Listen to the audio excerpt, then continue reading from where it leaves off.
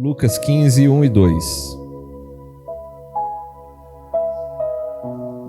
Todos encontraram? Amém, né? Vamos lá, olha o que está escrito. Cobradores de impostos e outros pecadores vinham ouvir Jesus ensinar.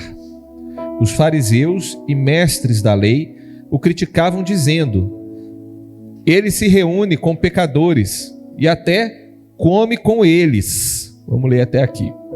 Senhor Jesus, obrigado pela tua palavra. Peço a ti que o Senhor continue a falar conosco, que a gente possa, ó Deus, crescer ao ouvir a tua palavra, que a gente possa ser edificados, ó Pai, ao ouvir a tua palavra. É o que eu te peço, ó Deus, que o Senhor abra as nossas mentes e os corações de cada um e que o Senhor use a minha vida no poder do teu Santo Espírito. Em nome de Jesus eu oro. Amém. Pessoal, assim como metade de BH, eu vou falar mais baixinho hoje, que minha voz ela tá meio falha. Peguei esse resfriado aí, essa virose, não sei o que é, eu acho. Mas a gente vai conversar aqui sobre um assunto muito importante, uma vida de transformação, uma vida de aprendizado dentro da palavra de Deus. E a gente já vê de cara aqui que nos nossos dias, isso daí já tem um tempo, né? A gente já pode dizer que já tem um tempo que isso acontece de uma maneira bem destacada na nossa sociedade, a questão da polarização. A gente vê a questão da polarização. E quando eu falo polarização, eu não estou necessariamente falando de política, tá, gente? A polarização, ela tem atingido todos os níveis da sociedade. Em várias instâncias da sociedade, as pessoas têm se polarizado. Elas têm sido maniqueístas. Alguém já ouviu falar nesse termo, maniqueístas? Maniqueístas é um termo histórico.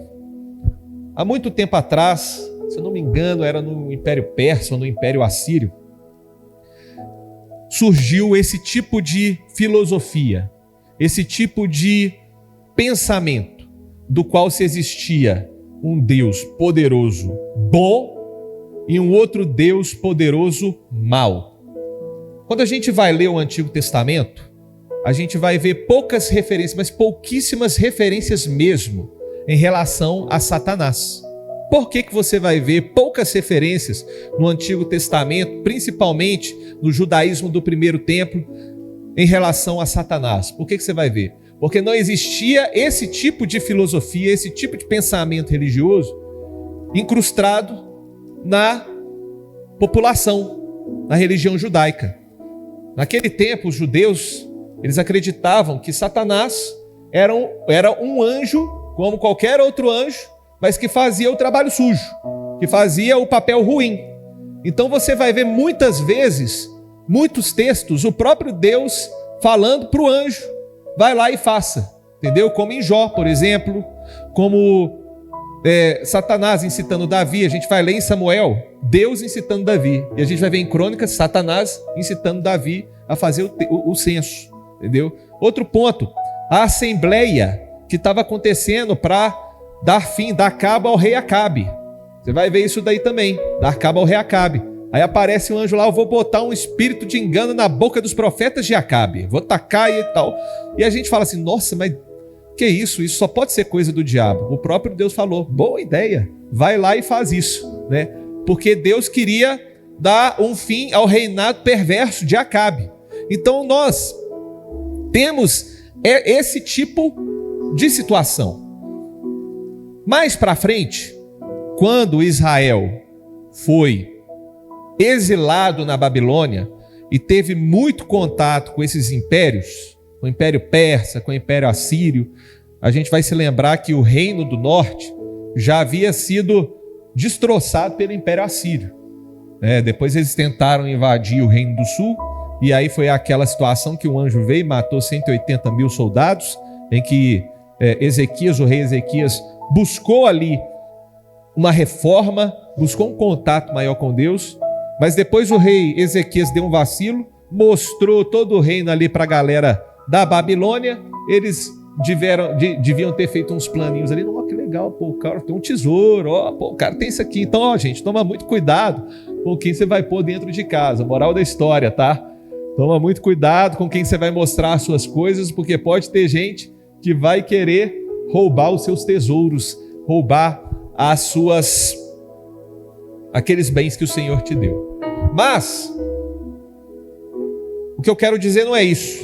Eu estou mostrando como que esse pensamento maniqueísta foi atingindo a nossa sociedade. E aí, a partir disso, o próprio judaísmo, dentro dos registros históricos, vocês vão perceber que começou a aparecer mais a figura de Satanás como uma força independente, como uma força divergente de Deus, por causa desse tipo de pensamento. Passando-se o tempo, as pessoas foram se tornando também cada vez mais reféns desse tipo de filosofia. Dando um pulo aqui, um salto gigante para a nossa sociedade, a gente vive algo muito parecido com o que aqueles homens viveram naquele tempo. Talvez isso seja uma questão da natureza humana, algo que já está em nosso coração, mas a gente vai perceber que a nossa sociedade tende a pegar aquilo que a gente acha legal. Isso aí, cada um de nós. Imagina uma coisa que você acha legal. A gente tende a pegar ela e elevar a um status quase que divino, enquanto a outro lado, a gente trata como se fosse um demônio, como se fosse algo que não existisse nada de bom e nada que presta.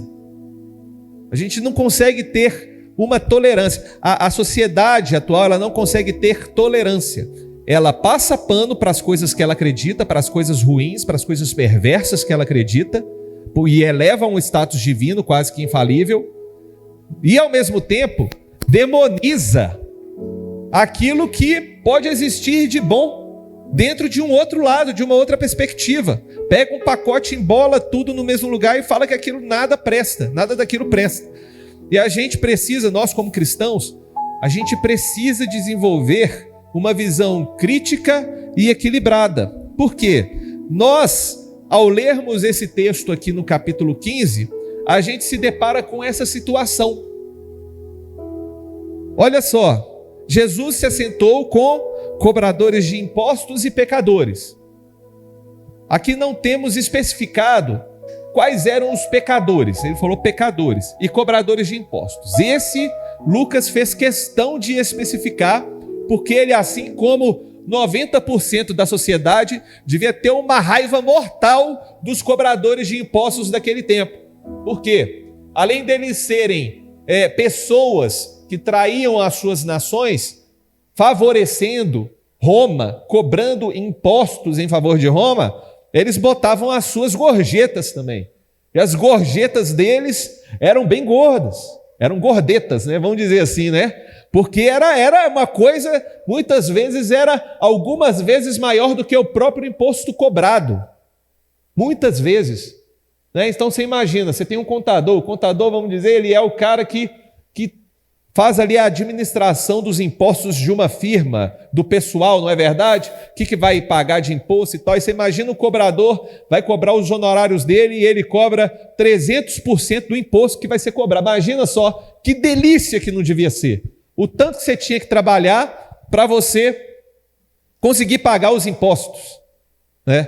Imagina lá, o cara vai contratar um funcionário. Ele hoje, quando ele vai pagar na carteira, ele já tem que pagar quase o dobro do que ele paga para o funcionário, e ainda chega o contador e mete mais 300%. Aí o cara não dá conta. Era mais ou menos assim que acontecia em Roma. O cara ia cobrar um imposto e pumba, metia 300%. Ou seja, ele traía o seu povo e roubava do seu povo. De uma maneira terrível.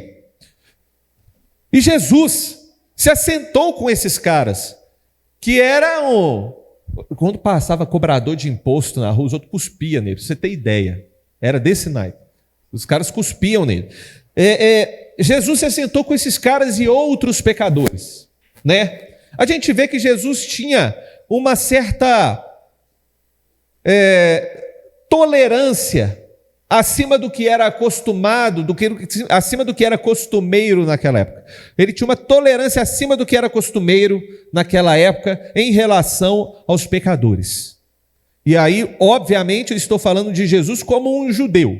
Os judeus tinham essa peculiaridade.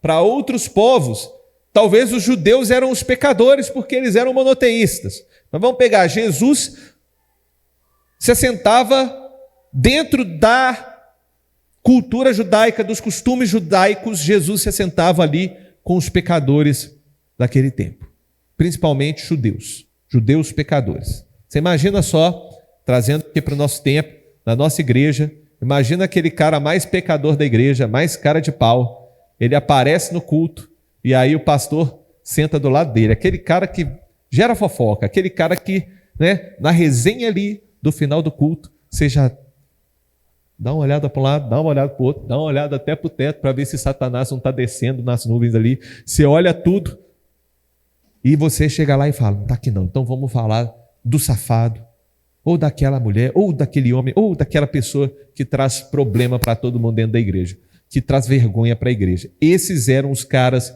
que Jesus estava se assentando. Vocês pararam para pensar? E aí, a gente precisa refletir sobre um ponto. Eu acho que esse ponto é importante até vocês anotarem aí no papel ou na mente. Jesus está de braços abertos para qualquer pecador que queira se arrepender. Qualquer um que queira entrar e fazer parte da família de Deus, Jesus está de braços abertos. Então a gente tem aquela a gente vê hoje muitos pregadores, principalmente os reformados, vindo com esse papo. Ah, não, hoje o evangelho que o pessoal prega, qualquer um quer mesmo. Qualquer um quer. Obviamente o evangelho pregado é para qualquer um querer mesmo, gente. É para qualquer um querer. Todo mundo tem que... A ideia é que o evangelho pregado faça com que essa mensagem chegue aos corações de qualquer pecador para que eles venham e se arrependam. Talvez umas palavras aí são omitidas, tipo arrepender, mas Jesus está com os braços abertos para qualquer pecador.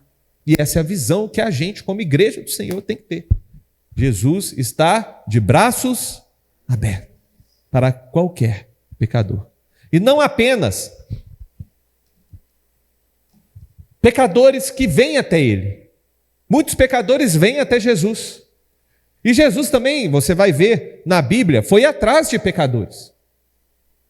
Vamos lembrar de um pecador que veio até Jesus. Essa introdução está um pouco longa, mas é importante para a gente refletir sobre o restante da parábola. Um pecador que foi atrás de Jesus, que ficou sabendo que Jesus ia passar por ali. Quem se lembra do tal do Zaqueu, cobrador de impostos? O que ele fez? Ele fez um esforço para ir até Jesus, não é? O cara subiu na árvore, tentou chamar a atenção e chamou a atenção de Jesus. Jesus, gentilmente, foi até a casa de Zaqueu. Zaqueu era para ser um cara execrado ali pela população, mas Jesus foi até a casa de Zaqueu. E naquela casa houve salvação, houve transformação, houve arrependimento. Tem um outro caso, que Jesus foi até uma pecadora. Quem que se lembra dessa pecadora? João capítulo 4, a mulher samaritana. Aquela mulher que eu tenho certeza que se frequentasse muitas igrejas evangélicas aí, ela não entrava nem pela porta, né? Nossa, a menina era, sei lá quantos maridos ela já teve. E o que estava com ela não era marido. Aquele trem que você fala, que essa mulher aqui é safadinha, hein? É, aquele papo lá que você fala, nossa, essa daí é histriônica, diferente, né?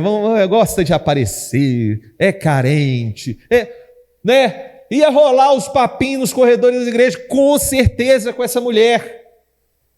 Com certeza. Pecadora. Assim como todos nós, pecadores. Mas os pecados dela é aquele clássico da igreja, que se a gente ia falar assim, não, isso daí não pode não, O que Jesus fez? Foi até ela foi ao encontro dela.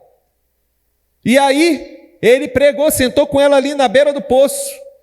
Eu tenho certeza que se a gente visse a mulher, da categoria da mulher samaritana, com um pastor sentado ao lado dela, todo mundo ia falar, esse pastor, sei não, hein? Esse pastor aí tá... gente, a gente é cruel nas falas, nos pensamentos, né? Esse pastor aí, sei não, hein? Pegando a facinha aí, andando com ela, Esse Jesus aí, não sei não, garotão, né? Essa mulher aí, né? Conhecida na cidade, todo mundo sabe quem que é, né? Mas o que Jesus fez? Assentou-se com ela. Gente, era tão sério o caso dela, que ela ia buscar água meio-dia, para ninguém ver ela buscando água. Ela não ia no mesmo horário que as outras mulheres iam, não. Porque ela era tratada como mulher tão porqueira para a sociedade da época, que ela tinha que ir no horário separado. Olha que tristeza. E o que Jesus fez? Foi ao encontro dela. E o que aconteceu com a vida dela? Foi transformada. Ela foi restaurada. Então Jesus está de braços abertos. O problema é que a gente tende a optar ou para um evangelho completamente liberal ou para um evangelho completamente religioso, preso. A gente tende a optar por isso. Realidade do maniqueísta. A pessoa que é mais liberal olha para o religioso e fala, é um religioso, hipócrita, filho do diabo. A pessoa que é mais religiosa chega que ele é um liberal hipócrita, é um liberal, filho do diabo, prega para levar as pessoas para o inferno. É assim que a gente vê as disputas acontecendo dentro das nossas igrejas. Mas Jesus, ele não omite a possibilidade da restauração e da transformação. E ao mesmo tempo, ele está de braços abertos para receber qualquer pecador que se arrependa. Amém? Na continuação do texto, Jesus ele fala 3 parábolas. Essas 3 parábolas, vocês vão perceber que elas tinham como destinatários os fariseus, os religiosos, os mestres da lei que estavam ali assentados perto de Jesus. Mas ao mesmo tempo, Jesus ele conta uma parábola que atinge a todos nós. Atinge uma realidade que ela é feita para ser inserida dentro da realidade de qualquer igreja na face da terra. Um tipo de pensamento que Jesus trouxe, que é feito para nós cristãos. Amém? Então, a gente vai ler agora a partir do verso 11. Lucas capítulo 15, a partir do verso 11.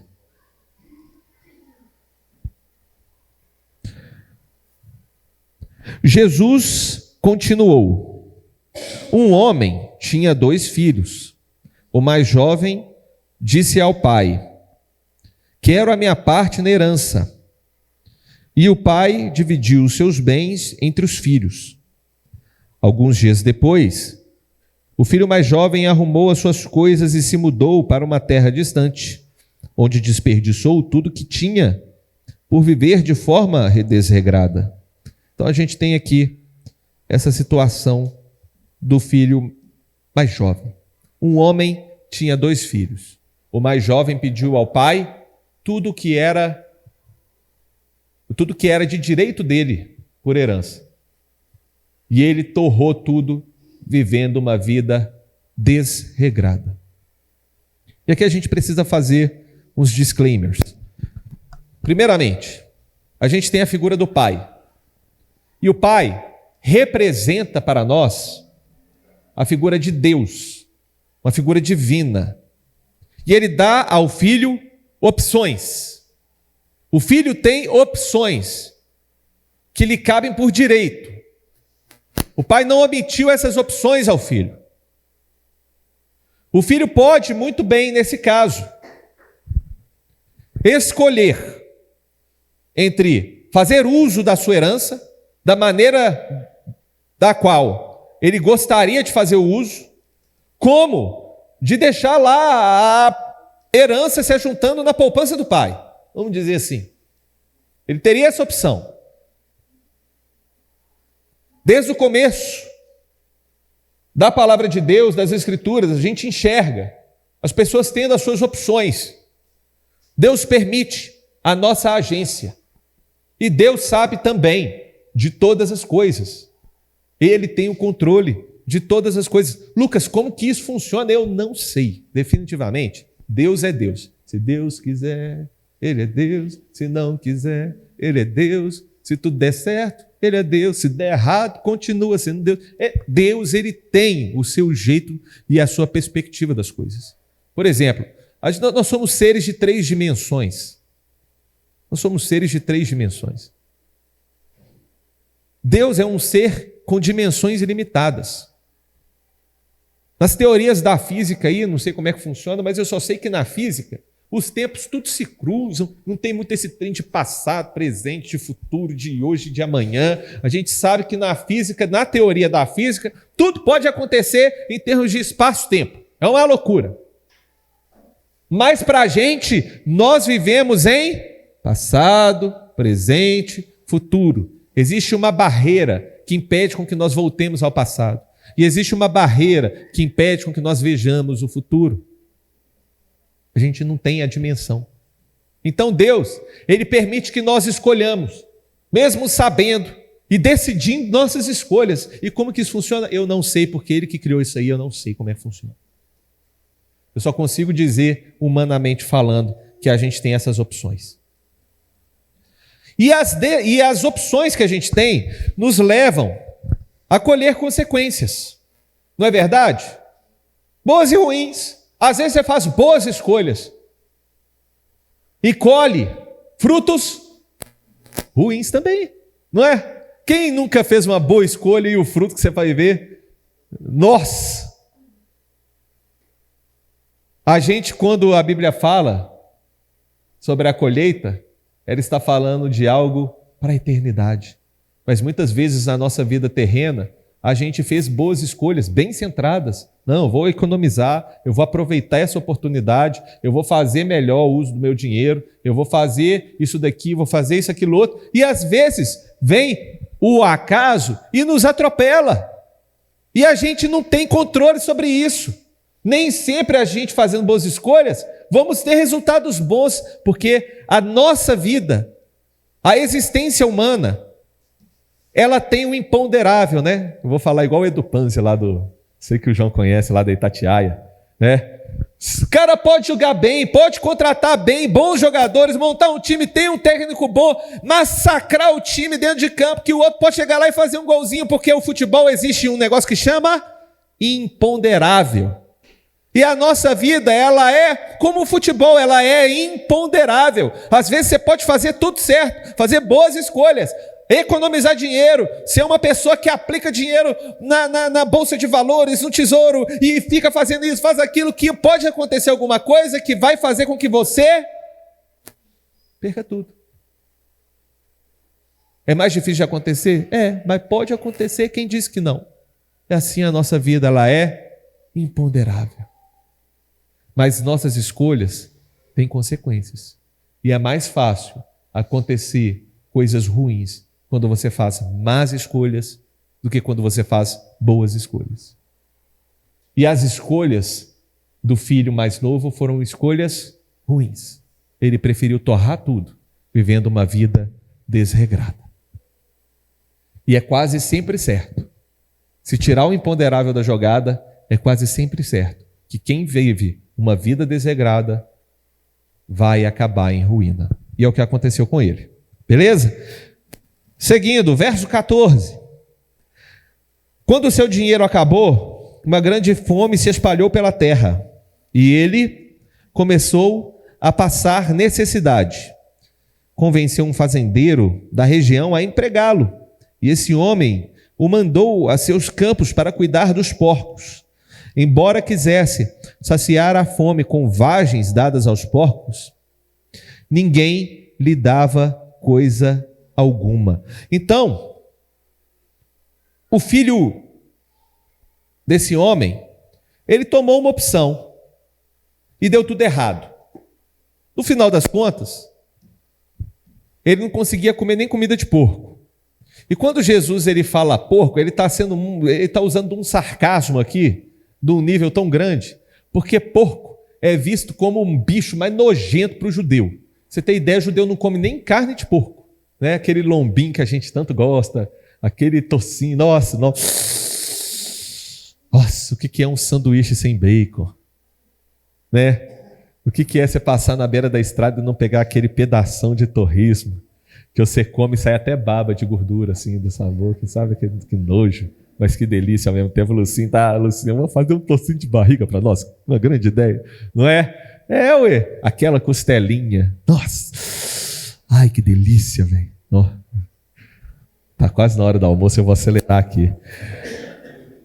Mas para o judeu, o porco é nojento, bicho. Aí Jesus falou, o cara ficou tão na bad, ele ficou tão ruim, mas tão ruim, que ele não conseguia comer nem a vagem que o porco come. É aquele famoso termo, eu vou usar uma frase escatológica aqui. Ele ficou pior do que o cocô do cavalo do bandido. Pior. Pensa na pior situação que tem. É o que Jesus falou dele. Ele ficou tão mal que nem comida de porco ele come. Pensa nisso. Nem porco, é um bicho imundo, tem comida. Ele não. Ele é um cara que ficou na sarjeta total. Esse é o filho mais novo. Isso é o que aconteceu com ele. Olha que loucura, gente. Isso porque ele preferiu se entregar aos desejos do corpo humano.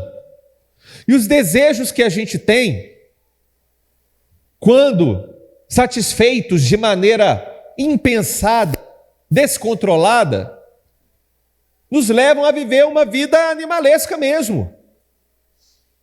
Uma vida de besta, de verdade. É o que acontece. Então tem muita gente que tem legais resultados no começo. Todo mundo me acha legal, eu tenho vários relacionamentos, eu posso exercer os meus desejos mais primitivos. Vocês entendem do que eu estou falando? Eu posso fazer de tudo, eu posso satisfazer minhas vontades, mas uma hora os recursos acabam. E em muitos momentos, quando os recursos acabam, os prazeres também, rapa fora. Porque você não tem condição de mantê-los. Aquilo que é mantido por interesses animais, instintivos, escusos, a partir do momento em que acabam os recursos para mantê-los, eles acabam também. Eles acabam também. Muitas pessoas arrumam relacionamentos por causa dos seus desejos. Não porque quer construir algo com alguém, um amor verdadeiro, mas que quer viver uma vida de aparência, de desejo. E se acabam os recursos, também acaba o amor. E assim era a vida do irmão mais novo. Acabaram-se os recursos, acabou-se o amor, acabou-se a extravagância. Ele viveu uma vida de escravidão. Isso é uma vida de escravidão. Ele viveu escravo das suas próprias vontades. E não conseguia se libertar delas. Avançando, pessoal. A gente vai ver que ele vivendo essa decadência, ele conseguiu ter uma reflexão profunda sobre a vida. Uma coisa que é quase que uma realidade, eu já vi alguns psicólogos e alguns psiquiatras falando sobre isso. Inclusive na faculdade eu também li um pouquinho sobre isso.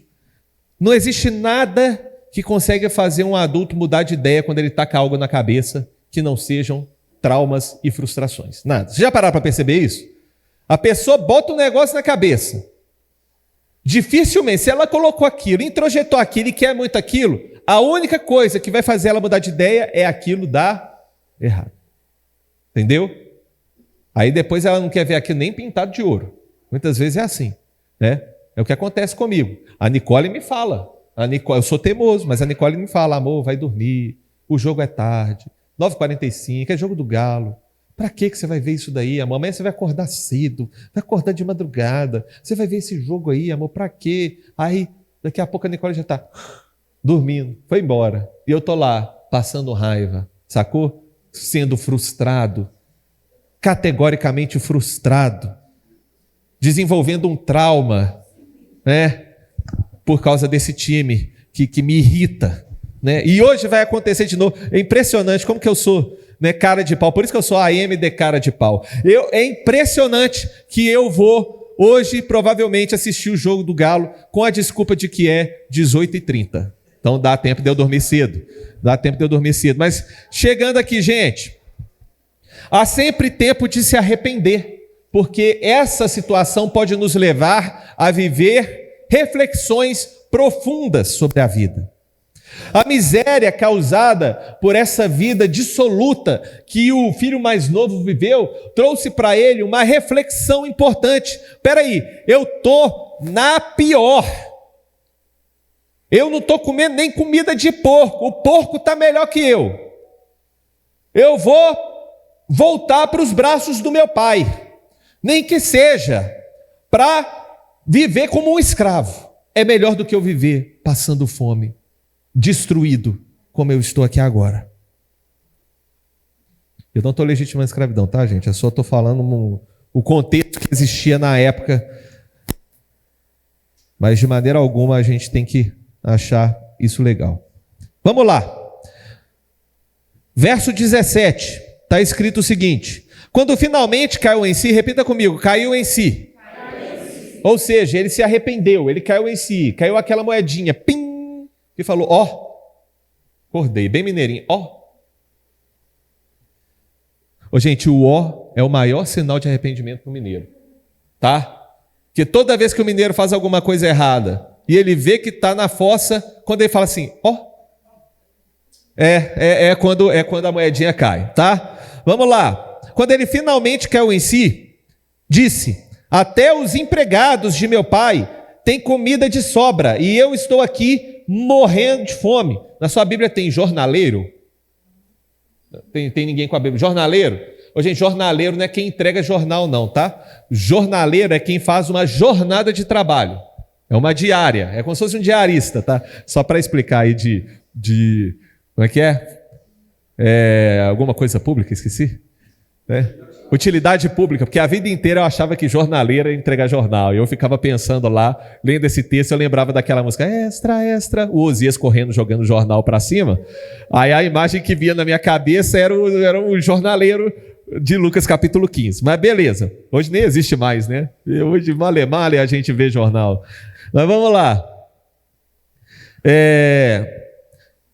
E aí ele caiu em si, até os empregados têm comida de sobra e eu estou aqui morrendo de fome. Vou retornar à casa do meu pai e dizer, pai, pequei contra o céu e contra o Senhor, eu não sou digno de ser chamado teu filho. Por favor, trate-me como seu empregado. E aí, o que aconteceu? Ele deu a meia volta, então voltou para a casa do seu pai. Esse é o arrependimento.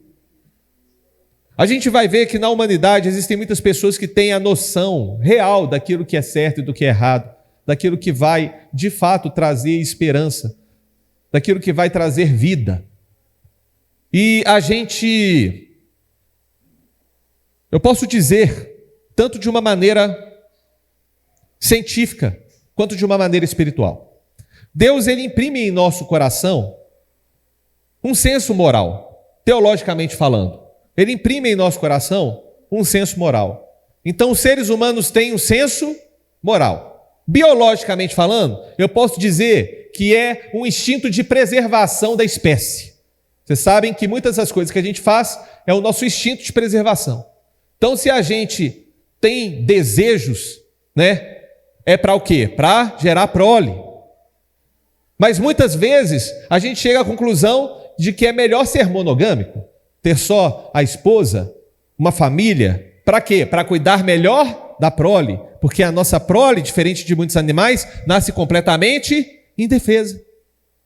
Quando tem uma mãe e um pai, eles conseguem dar mais atenção aos filhos, então é uma vantagem biológica que a gente tem, entendeu?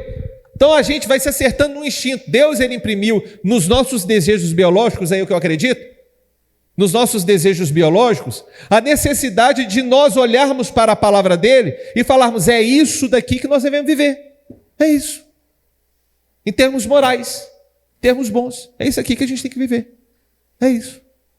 construir uma família, evitar certos problemas, evitar doenças, evitar certos tipos de alimentação, evitar confusão, evitar briga, evitar ira, evitar roubo, evitar prejudicar o outro, porque tudo você vai prejudicar a própria existência da sua espécie.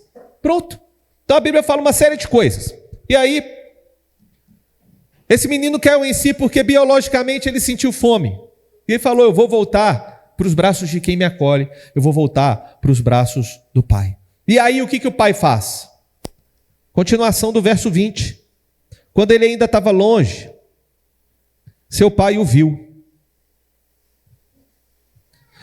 Cheio de compaixão, correu para o filho e o abraçou e o beijou. O filho disse, pai, pequei contra o céu e contra o Senhor e não sou mais digno de ser chamado seu filho.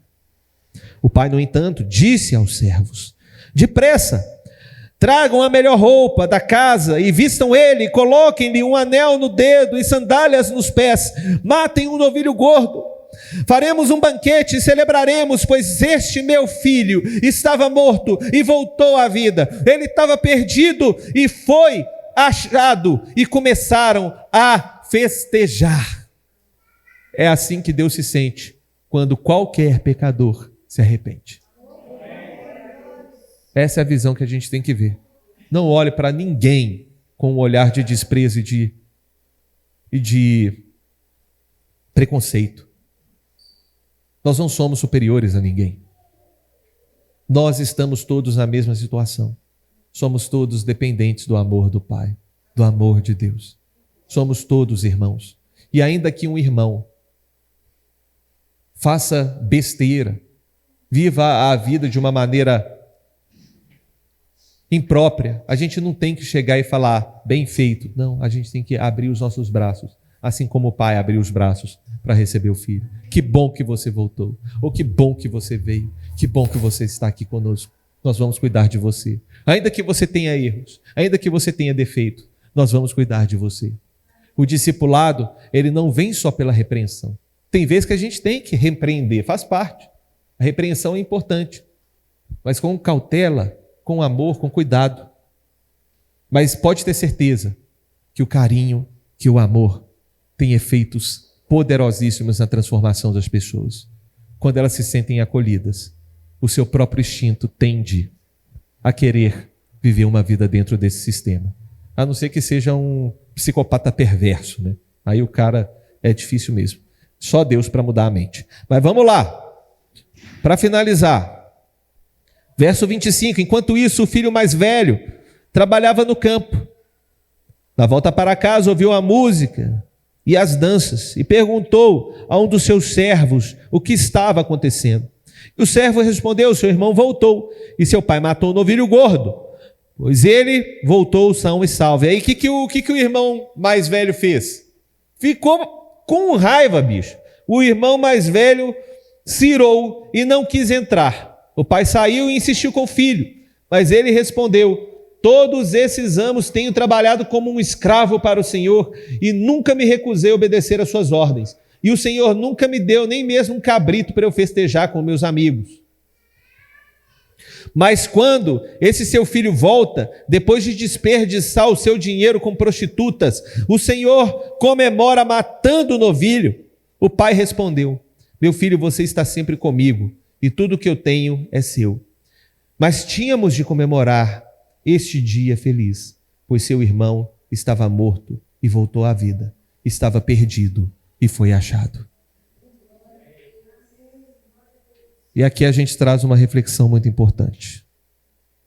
Nós vamos perceber que a situação do irmão mais velho, religioso, obediente, fiel ao sistema do pai, não estava diferente do irmão mais novo, infiel, louco, bagunceiro, o famoso da pá virada.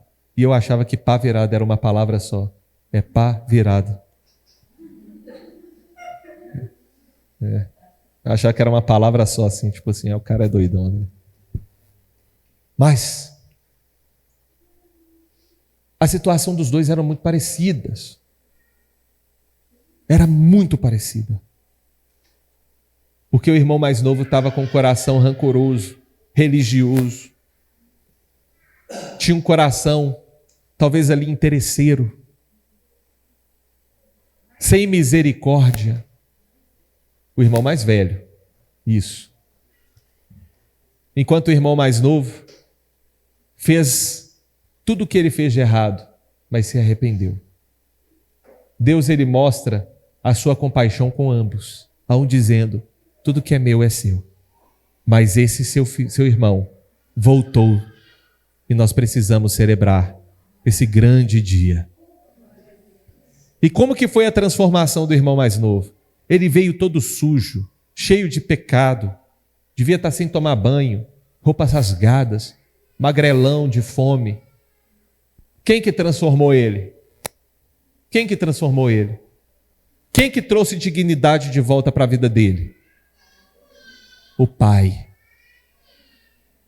O Pai. Ele voltou e o Pai o abraçou e o transformou. Daquele homem perdido, maltrapilho, todo acabado, e novamente um filho desse Pai bondoso. E é isso que Deus faz conosco.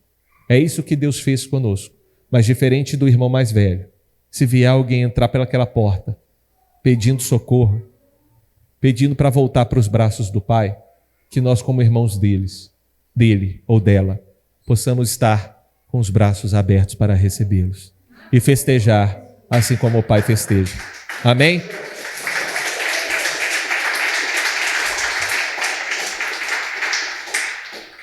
Essa é a visão que a gente tem que ter como igreja do Senhor. Essa é a visão que o fruto tem que ter. Porque o amor, o cuidado vai transformar os corações. Eu pude ver isso naquelas crianças que estavam carentes de amor, de cuidado e de carinho. Eu posso ver isso na vida de muitos de nós que só querem amor, cuidado e carinho. E eu tenho certeza que muitas pessoas que estão aí perdidas estão em busca de amor, de cuidado e de carinho. Porque gastaram todos os seus recursos em algo que não supria a sua carência. Amém? Amém. Vamos orar? Vamos ficar de pé? Deus, obrigado por este dia. Obrigado pela tua bondade, pela tua fidelidade. Peço a ti que essa palavra, ó Deus, seja executada por nós. O Senhor é um Deus de misericórdia. O Senhor é um Pai amoroso.